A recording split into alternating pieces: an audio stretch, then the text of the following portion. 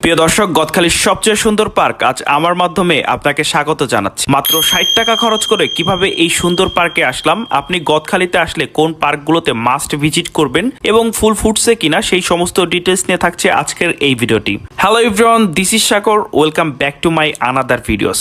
গদখালিতে এই বছর এই পার্কটাকে নতুন করে বানানো হয়েছে। এই পার্কের ডেকোরেশন এত চমৎকার করে সাজানো হয়েছে, আপনি যদি একবার যান তাহলে আর আসতেই চাইবেন না।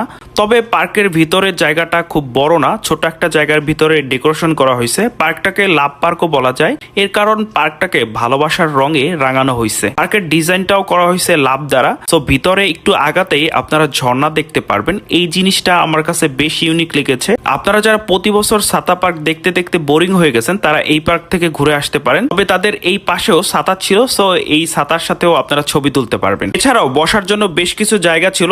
একটা পিকচার ফ্রেন্ডলি পার্ক বলতে পারেন। যারা ছবি তুলতে পছন্দ করেন তারা এই পার্কে যেতে পারেন। এই পার্কটা আমার কাছে আনকমন পার্ক মনে হয়েছে। গদখালির যতগুলো পার্ক আছে সবগুলাই প্রায় ছাতা দ্বারা ডিজাইন করা হয়েছে, কিন্তু এইটাকে একটু ডিফারেন্ট ভাবে বানানো হয়েছে, যে জিনিসটা আমার বেশ ভালো লেগেছে। আপনারা যারা গদখালিতে এই বছর প্রথম যাচ্ছে, প্রথমেই আপনারা এই পার্ক থেকে ঘুরবেন, তারপরে অন্যান্য পার্কগুলোতে ঘোরার চেষ্টা করবেন। এই পার্কের নাম নিউ ভাই ভাই মিরাক্কেল গার্ডেন, আর এইটা হচ্ছে তাদের মেইন গেট। আর এই পার্কে ঢুকতে আপনাদের জন প্রতি 40 টাকা করে খরচ করতে হবে। আমার কাছে প্রবেশ মূল্যটা একটু বেশি মনে হয়েছে, 30 টাকা হলে ঠিক ছিল, এর কারণ জায়গাটা বেশ বড় না। এই পার্কে ঘোরার পরে আপনারা চলে যাবেন মনোয়ারা পার্কে, এর ঠিক পাশেই। এই পার্কের এরিয়াটা বেশ বড় এবং ভিতরে অনেক ফুল গাছ আছে। যারা ছাতার সাথে ছবি তুলবেন ভাবতেছেন তারা চলে যেতে পারেন। আর এই পার্কটাও আমার কাছে বেশ ভালো লেগেছে। এর পাশাপাশি বাচ্চাদের জন্য বেশ কিছু খেলনা ছিল, সো আপনার বাচ্চারা বেশি এনজয় করবে, তাদেরকেও সাথে করে নিয়ে যেতে পারেন। আর আমার পেজে এই পার্ক নিয়ে ফুল ডিটেলসে ভিডিও দেওয়া আছে, সো চাইলে আপনারা সেটা দেখতে পারেন। এইবার বলি আপনারা কিভাবে এই পার্কে আসবেন। খুলনা রেল স্টেশন থেকে 6:15-তে বেতনা এক্সপ্রেসে করে আপনারা চলে আসবেন ঝিকরগাছা রেল স্টেশনে। জনপ্রতি আপনাদের 35 টাকা করে লাগবে। ঝিকরগাছা থেকে 20 টাকা দিয়ে আপনারা চলে আসবেন গদখালিতে।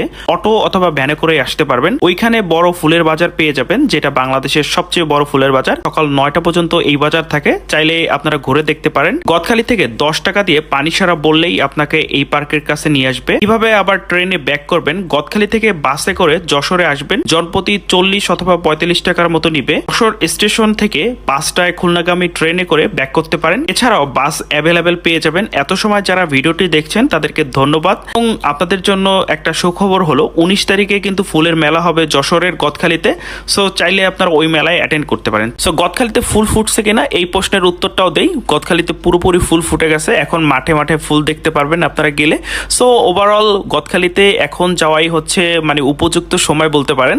সো আপনারা পরিবার অথবা প্রিয়জন নিয়ে ঘুরে আসতে পারেন গদখালি থেকে।